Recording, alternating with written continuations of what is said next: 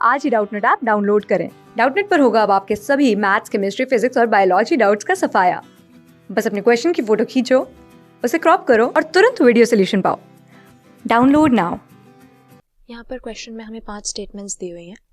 Plants cross pollination ensure करने के लिए या इनकरेज करने के लिए जो कॉन्ट्रीवेंसेस करते हैं या जो मैकेनिज्म्स यूज़ करते हैं उसके बारे में, या हम कह सकते हैं कि सेल्फ पॉलिनेशन प्रिवेंट करने के लिए जो डिवाइसेस होते हैं प्लांट्स के पास, जिनको हम आउट ब्रीडिंग डिवाइसेस भी कहते हैं, इसके बारे में हमें ये स्टेटमेंट्स पढ़कर बताना है कि इनमें से कौन सी स्टेटमेंट्स सही है।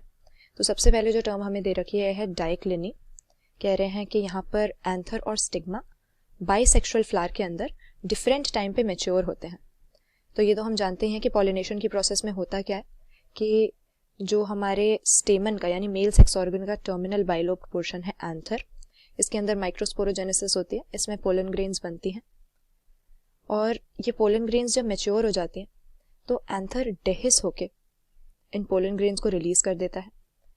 और पॉलिनेशन की प्रोसेस में यही होता है कि एंथर से रिलीज हुई ये pollen grains female sex organ का जो रिसेप्टिव स्ट्रक्चर होता है स्टिग्मा, उसके ऊपर जाके गिरती हैं और अगर ये दोनों आपस में कंपैटिबल हो तो ये जर्मिनेट हो जाती हैं।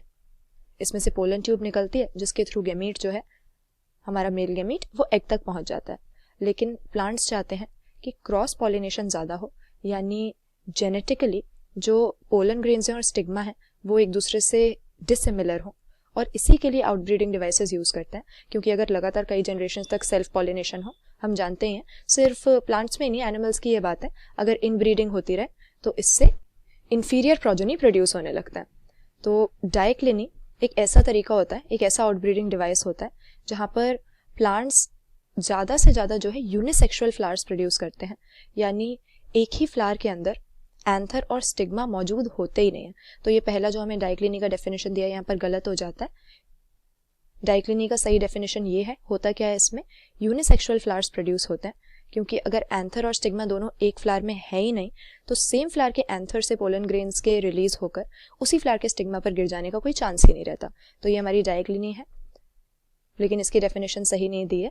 और दूसरे में जो हमें डाइकोगेमी बोल रहे हैं, ये डाइकोगेमी अगेन एक आउटब्रीडिंग डिवाइस तो है, बट इसमें यूनिसेक्सुअल फ्लावर्स नहीं बल्कि ऐसे फ्लावर्स प्रोड्यूस होते हैं जहाँ पर एंथर और स्टिग्मा है तो एक ही फ्लावर के अंदर, यानी फ्लावर है तो बाइसेक्सुअल, मेल और फीमेल दोनों तरह के सेक्स ऑर्गन्स उसके पास हैं, लेकिन ये मैच्योर अलग अलग टाइम पे होते हैं। तो एंथर जिस समय पे पोलन ग्रेन्स रिलीज करता है उस समय पे स्टिग्मा रिसेप्टिव नहीं होता, पोलन ग्रेन्स को रिसीव करने के लिए रेडी नहीं होता, और जिस समय पर स्टिग्मा रिसेप्टिव होता है उस समय पे वहाँ पोलन ग्रेन्स एंथर बना ही नहीं रहा होता।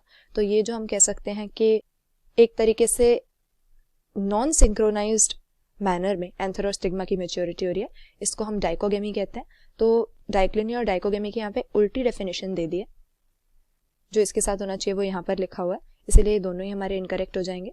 इसके बाद प्रीपोटेंसी के बारे में क्या लिखा है कि सेम फ्लावर की पोलन ग्रेन्स दूसरे फ्लावर के पोलन ग्रेन्स से ज़्यादा जल्दी जर्मिनेट होते हैं। तो ये है तो जर्मिनेशन के बारे में ही, प्रीपोटेंसी एक ऐसा आउटब्रीडिंग डिवाइस है, लेकिन यहाँ पर उल्टा दिया हुआ है।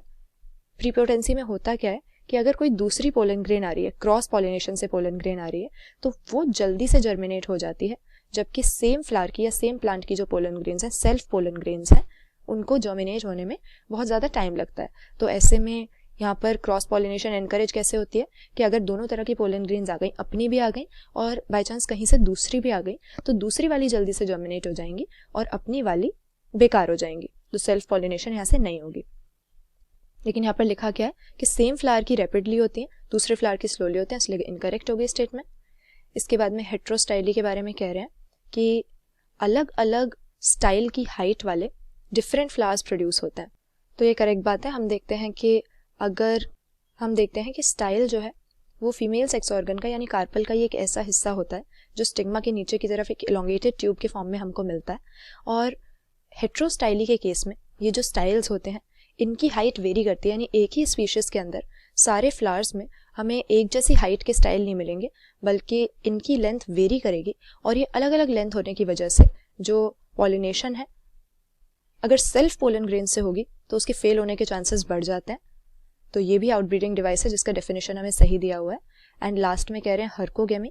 तो हर्कोगेमी में क्या होता है, ये एक तरह का मैकेनिकल डिवाइस है सेल्फ पॉलिनेशन प्रिवेंट करने का। मैकेनिकल से हमारा क्या मतलब है कि सपोज हमारे पास बाइसेक्सुअल फ्लावर है, उसमें एंथर और स्टिग्मा दोनों के दोनों है, लेकिन उन दोनों का अरेंजमेंट कुछ ऐसे होगा, फ्लावर की मॉर्फोलॉजी कुछ ऐसे होगी कि उनके बीच में एक गैप होगा।